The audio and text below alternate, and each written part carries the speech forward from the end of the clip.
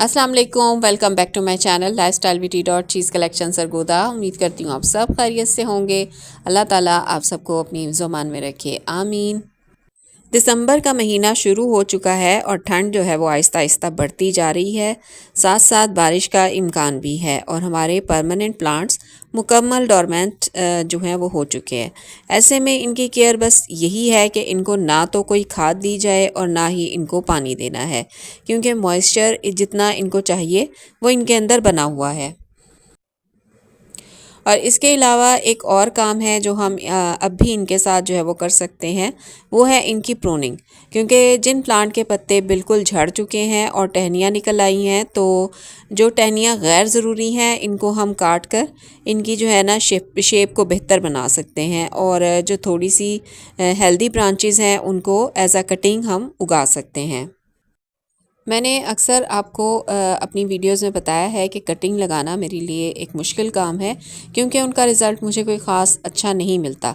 लेकिन कुछ कटिंग ऐसी हैं जो बिगनर्स भी बड़े आराम से लगाकर कामयाब हो सकते हैं। उनमें से कुछ सॉफ्ट वुड कटिंग्स हैं, जैसे कि ये कुछ कलांचू है। इसके अलावा कलांचू के प्लांट्स होते हैं, ये देखें मुख्तलिफ़ वैरायटीज़ के। उसके अलावा स्वीट पोटैटो वाइन है, ये ग्रीन वाली है, ये भी मेरे गार्डन में लगी हुई है। ख़ुद मैंने अपनी शकरकंदी से जो है वो जो घर की शकरकंदी होती है उससे उगाई थी। ये बेबी सन रोज़ है, बहुत ही आसान है लगाना। उसके अलावा ये नेंथरा प्लांट है, ये भी बहुत आसानी से उग जाता है। इसके अलावा ये है उसकी वॉन्डरिंग ज्यू का प्लांट और लाल सा प्लांट है। इसके अलावा ये रेड कलर की जो है शकरकंदी होती है वो है। और सबसे आसान जो हर कोई लगा सकते हैं वो है मनी प्लांट की कटिंग्स। और बहुत से प्लांट्स हैं, ये वो प्लांट्स हैं जिनकी कटिंग जो है वो बहुत आसानी से ग्रो जाती हैं। इसके बरक्स कुछ हार्डवुड कटिंग्स होती हैं, जिनमें ये हिबिस्कस है, बुगनवेलिया है, कनेर है, और इसके अलावा क्रैनबेरी हिबिस्कस है। इनकी कटिंग्स शामिल हैं। वो ज़रा से मुश्किल से चलती हैं। यहाँ मैं अपनी बात कर रही हूँ, हो सकता है कि आपसे ये कटिंग्स बहुत आसानी से ग्रो हो जाती हों।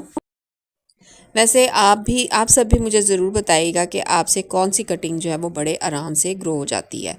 लेकिन कोशिश हमें करते रहना चाहिए, बिल्कुल हार नहीं माननी चाहिए। इसी सिलसिले में मैंने भी एक कोशिश की है जो आपके सामने आज पेश करूँगी। हो सकता है आपके लिए हेल्पफुल हो। मैंने इन बड़े बॉक्सेस में सिर्फ रेत भर दी है और जितनी भी कटिंग्स मैं लगा सकती थी इनके अंदर लगा दी हैं। लेकिन इससे भी पहले मैंने इसमें तमाम वो सीड्स भी जो मेरे पास बचे हुए थे वो सब के सब जो है वह फासले फासले से इसके अंदर जो है ना ग्रो कर दी हैं। और जब ये सीड लगाए थे आपके साथ मैंने वीडियो भी बनाकर शेयर की थी, और अब इनकी जर्मिनेशन भी स्टार्ट हो गई है। इसके अलावा जो कुछ भी मुझे मिलता है मैं इसके अंदर लगा देती हूँ। आप देख रहे हैं कि ये एक बंद गोभी का जो नीचे का एक छोटा सा पार्ट होता है, जो आखिर में लेफ़्ट ओवर होता है, वो भी मैंने यहाँ दबा दिया था। इसकी भी स्प्राउटिंग शुरू हो गई है। इसके अलावा मैंने इसके अंदर पुदीना लगाया हुआ है, और ये है उसके ज़ेबरीना हॉलीहोक के सीड्स हैं जो जर्मिनेट हो रहे हैं, और यहाँ पर भी एक और जर्मिनेट हो रहा है सीड। तो बस इसी तरह रैंडमली मैंने ये सीड जो है यहाँ पर लगा दिए थे, बिखेर दिए थे। अब इनकी जो है ना अच्छे से जो है ना जर्मिनेशन स्टार्ट हो रही है। जैसे जैसे इनको जो सूट करेगा टाइम, उसी तरह ही ये जो है ना अपनी जर्मिनेशन स्टार्ट करते जाएंगे। इस मीडियम का फ़ायदा ये है, यानी रेत का, कि इसमें बार बार पानी नहीं देना पड़ता। और कुछ मौसम भी बहुत अच्छा है। जब से मैंने ये कटिंग्स और सीड्स इसमें लगाए हैं, मुझे सिर्फ 2 दफ़ा इसको हल्का शावर करना पड़ा। इसके अलावा मैंने सिर्फ एक बार इसमें भरकर पानी डाला था, जब इनको सबको मैंने लगाया था। शाम को जब धूप का वक्त ख़त्म हो जाता है तो मैं इन बॉक्सेस को ऊपर से ढक देती हूँ, क्योंकि अगर सिर्फ इसमें कटिंग्स होती तो मैं इसको हर वक्त जो है वो कवर भी रख सकती थी। लेकिन जो सीड जर्मिनेट हो गए हैं उनको दिन के वक्त ब्राइट लाइट और धूप की रोशनी चाहिए, वरना ये लैगी होकर एक तरफ झुककर मर जाएंगे। तो इनकी बस हमने ये केयर ज़रूर करनी है, रात को कवर इसलिए ज़रूरी है कि अगर बारिश आ जाएगी तो तेज़ बारिश से इनको नुकसान जो है वो हो सकता है, और ज़्यादा पानी भी इसमें हमने पड़ने नहीं देना। तो यहाँ पर मैंने हर किस्म की जो है ना कटिंग लगाई हुई है, जिसमें सॉफ्ट वुड भी है और हार्ड वुड भी है। सॉफ्ट वुड में सारी मैंने आपको पीछे बताई, सारी मैंने आपको पिक्स भी शेयर की हैं उनकी। ये देखें यहाँ पर सारी की सारी ये लगाई हुई हैं, जिसके अंदर पर्पल हार्ट भी मैंने इसके अंदर काफ़ी सारा जो है वो लगाया हुआ है। काफ़ी सारी कटिंग्स हैं इसके अंदर, मिक्स एंड मैच करके मैंने लगाई हुई हैं। जब ये इकट्ठी अगर ये चल पड़ी तो बहुत ही खूबसूरत लगेंगी। इसके अंदर बड़ी वाली कटिंग भी है, हार्ड वुड वाली, तो जैसे जैसे इनकी ग्रोथ होगी बहुत ही खूबसूरत लगेगा ये पूरे का पूरा बॉक्स। और ये जो सीड्स हैं ये उसके हैं एनुअल क्रिसेंथेमम की जो ड्वार्फ वैरायटी होती है उसके। तो काफ़ी सारे ये देखें कितने ज़्यादा इसके अंदर जो हैं ये जर्मिनेट हो गए हैं। तो जब ये बड़े हो जाएंगे तो इसी के अंदर मैं इनको रहने दूंगी, इसी के अंदर इसकी ग्रोथ होगी। तो बाकी सारे मैंने यहाँ पर दूसरे सीड्स भी आप देख लें कि वो भी आहिस्ता आहिस्ता जर्मिनेट हो रहे हैं, क्योंकि पहले जो है ना गर्मी बहुत ज़्यादा रही, सर्दी पड़ी ही नहीं, जैसा कि इनको मौसम चाहिए था वो इनको मिला ही नहीं है। तो अब इनका मौसम जो है वो कुछ अच्छा इनको मिल रहा है, जैसा कि सूटेबल इनके लिए होता है। तो अब इनकी जो है ना जर्मिनेशन जो स्टार्ट हो रही है। तो चलें, जब भी हो रही है बेहतर है हमारे लिए। सीड्स को बचाकर हमने क्या करना था, मैंने सारे के सारे जो है ना इसी के अंदर डाल दिए हैं और आहिस्ता आहिस्ता ये यहाँ पर ही बड़े होकर अगर इनमें फूल आने होंगे तो आ जाएंगे। तो बाकी सारी कटिंग्स इसके अंदर लगी हुई हैं, काफ़ी सारी जो मैंने लगाई हुई हैं। इसी तरह आप भी लगाइए। अगर ये मेरा जो है ना तरीका कारगर साबित हो गया तो फिर अगले साल भी हम इसी तरह से जो है ना ढेरों ढेर पे इसके अंदर कटिंग्स लगाएंगे और ज़्यादा से ज़्यादा जो है ना हम प्लांट्स इससे बना सकेंगे।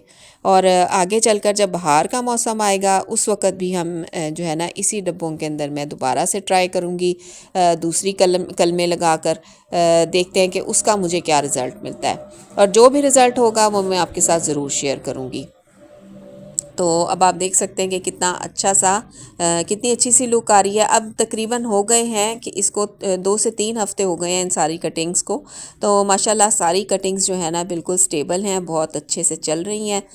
कोई भी स्ट्रेस में नहीं आई, कुछ भी नहीं हुआ इनको। तो इसका मतलब है कि इनकी जो है ना ग्रोथ होती रहेगी। और कुछ कटिंग्स जो मैंने नहीं लगाई, मैंने पॉट लेयर किया है जिनको, उनमें ये पर्दा बेल है जिसको कर्टन वाइन कहते हैं, उसकी दोनों 2 शाखें जो है ना लंबी लंबी सी थी, उनको मैंने ना मुख्तलिफ़ गमलों के अंदर जो है वो पॉट लेयर भी किया हुआ है। तो ये भी जो है ना बड़ी होकर अच्छे से जो है ना ग्रोथ करेंगी और ज़्यादा से ज़्यादा ग्रोथ करेंगी। तो ये जो है ना ये पॉट लेयरिंग मुझे बहुत आसान लगती है।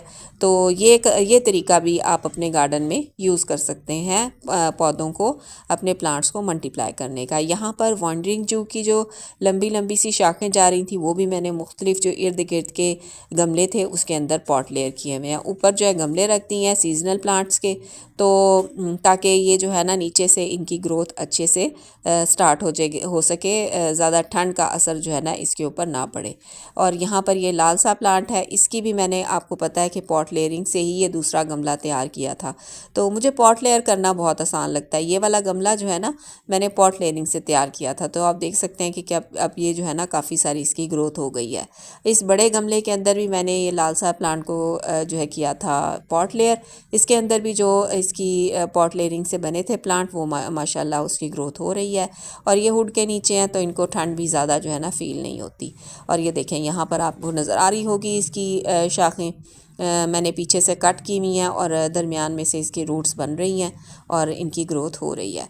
तो बस ये आज की वीडियो जो मैंने आपके साथ शेयर करनी थी, यही बताना था कि नए तरीके से किस तरह से आप जो है ना कौन सा मीडियम यूज़ करके, अगर आपसे कटिंग्स नहीं लगती, कुछ अच्छा आपको रिज़ल्ट नहीं मिलता, तो आप इस तरीके से कटिंग्स लगा सकते हैं। तो उम्मीद करती हूँ आपको मेरा ये जो है ना तरीका अच्छा लगा होगा। अगर अच्छा लगा है तो लाइक ज़रूर कीजिए और मेरे चैनल को सब्सक्राइब कीजिए। तो अगली वीडियो में फिर से मुलाकात होगी आपसे। ओके जी, अल्लाह हाफिज़।